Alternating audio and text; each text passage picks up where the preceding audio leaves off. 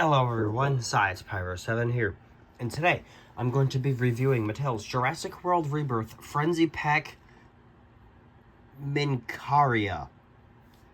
I think that's how you pronounce it.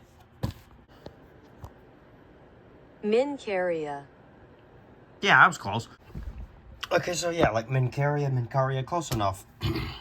And honestly, this has got to be my least favorite out of Mattel's 2025 line, and that's not, I'm not hating on the design itself. It's not bad. From what I've seen, this is more or less what Minqaria would have looked like. It's just not that interesting of an animal in my opinion. It's a hadrosaur, so eh.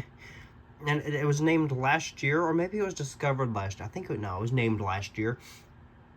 And it was from Northern Africa, from what I could tell, a fairly understudied rock formation with a lot of unnamed, like, hadrosaurs, a couple unnamed sauropods, a few unnamed abelisaurs. So, like, there's a lot of cool stuff there. It's just Mattel could have picked any cooler hadrosaur, like Lambeosaurus, or Shantungosaurus, or remade Edmontosaurus. And they just went with this thing, but it's fine, I guess. Overall, the figure is not bad. It's medium-sized. Its limbs appear to be too close. I will say that, although the sculpt itself is not that bad, the body-neck sculpt, I would argue, is not very good. Like, the shoulder section here just looks way too short, and the hind legs, even if they do start back here, it just looks like too little space between the hind legs and the front legs. And that very well could be because of the way the neck and upper back are sloped. Which I think might have to do with a little bit of the articulation. There's not really much on the box itself. There's a couple of the Wave 2 species, such as Chiroptera. I think I'm saying that right. Bapiosaurus Archaeornithomimus, which oh man, I forgot. That thing doesn't look very good either. And, well, here we have Minqaria. Overall, I guess if I were to compliment it, I will say that detailing is incredibly well done. Like, the scale details, like, yeah, there are lines and wrinkles here on the, like, calf muscle, but, like, the scale detail, especially on the legs, incredibly well done. The underside is a lot smoother than I was anticipating, given the scales on the rest of it leading up to it. The crest appears to be a little shrink-wrapped, but its beak isn't that bad. The eye is fine. The nostril, I think, might be a bit large, and also far too up the skull. Not too sure on hadrosaur anatomy. The tail, on the other hand, is arguably not awful. It is nice and very level with the rest of the back, except for its shoulder area. Nice and straight up, not dripping down at all, and it appears to be a pretty good length in comparison to the rest of the body. There's the scan code for the fax app, play app, same thing. I will say the other figure-wise complaint I have with this, there's, based on what I can tell right now anyway, there are two other figure-based complaints. The first one being the toes, specifically in the front foot. There's only two toes and a dew claw for some reason. Hadrosaur front feet were more or less hooves. More or less, not really hooves, but the toes, I think the front three toes were kind of like fused together and formed like a hoof, kinda. Yeah, I'm pretty sure that's how it was. And they had the fourth or fifth finger over here, and then the first one over here could do whatever as well. Especially for the case of the iguanodonts. But yeah, I think hadrosaurs also carried that design over. So you're missing like two toes here. And I think they did have dew claws on their hind feet. Not very confident on that, but it's at least digitigrade on both the front and hind feet. A lot more so hind feet is more important, I'd say. I don't really hear anything about anything being digitigrade on the front feet. And the other complaint is the coloration. it's really, really dull. Like, Mattel is no stranger to making dull colorations on animal figures, especially smaller ones, such as this one. But in the past, such as with their Moros Intrepidus, or their, like, Pyroraptor Gastonia,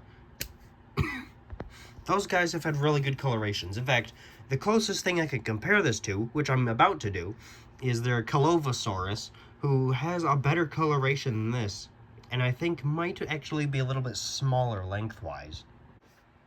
And, well, would you look at that? I was right. Calovosaurus is ever so slightly shorter in terms of height, and not really that much shorter in terms of length. So, yeah, I guess one of the things Mattel's new Minqaria here has over Calovosaurus, I would have to argue, is detail? For sure, because Calovosaurus here is a 2020 line. It's a 5-year-old figure. And, like, the coloration is nice, and the overall figure is not bad. I think Calovosaurus is now a Dryosaur, not an Iguanodont, so, like, the hand structure and, like, everything isn't quite accurate anymore. But, like, compared to Minqaria, it's got a better front foot than, well, that. But, like, even where I was going with it was, this guy is a lot better detailed. That said, it is a lot worse colored. Slightly smaller figure has better colors than these ever so slightly larger color or figure with roughly the same colors, honestly. Roughly the same colors. And this really sucks because Mattel has been making a lot of really cool figures recently. One of the examples I do have with me right now is Schwanhanosaurus, a pretty obscure Jurassic Chinese carnivore.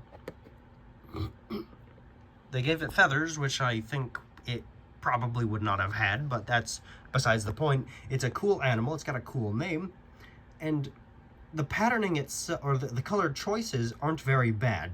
I'd argue they fit Schwanhanosaurus pretty well. The pattern is what is pretty weak, with the brown largely on the feathers, and then the rest of it being white and a little bit of black on the head. Like, these colors, I would argue, are not bad for Minqaria, like stonish gray with a little bit of brownish orange in front of its hips, right behind its hips, and on its head. The underside color is quite actually the lower jaw, and that is it. But, like, if you compare that to Calovosaurus here, who doesn't have an underside color, but the rest of the patterning is a lot more complex, I really think Mattel could do better with their colorations. I'd also have to argue that, compared to Calovosaurus, Minqaria is not that much better articulation-wise. In fact, I'd say it's worse. Its front legs can move, its hind legs can move, most probably not in a 360 circle, since they did get stuck here last time I tried them. The tip of the tail can twist. I would have to assume in a 360 circle. Haven't fully tested it, but I wouldn't be surprised if it could. And the head can go, or the neck, I guess, can go up and down a bit. And yeah, that's it. Calovosaurus can do all that, except its tail actually moves side to side, which is really cool, because it's one of the few animals at all without an action feature that can move its tail. I already made I think I said this, but I already made a video on Calovosaurus about 1.5 years ago, so I won't get too into depth on that guy. I will say the other point of, well, points ahead of Calovosaurus Minqaria gets, for me anyway, is the fact that it can stand on its hind legs and doesn't fall over. Of course, now it wants to fall over, but there we go. It's one of Mattel's few hadrosaurs that can actually do this. In fact, one of their few quadrupedal animals at all that can do this. I think that has to do with the length of the tail, balancing it pretty well. And I think Uranosaurus, could be wrong, but I think Uranosaurus is like the only other hadrosauroid iguanodont that can do this. But so, yeah, this was Mattel's Minqaria Frenzy Pack for Jurassic World Rebirth. It's an okay figure. It'll make a nice addition to my collection. It'll give me a reason to remember Minqaria, because honestly, I forgot it was named until Mattel made it, so yeah, it's not bad. I do like the detail. It's not a terrible figure. It's just definitely not one of my top picks. Hope you enjoyed See you next time.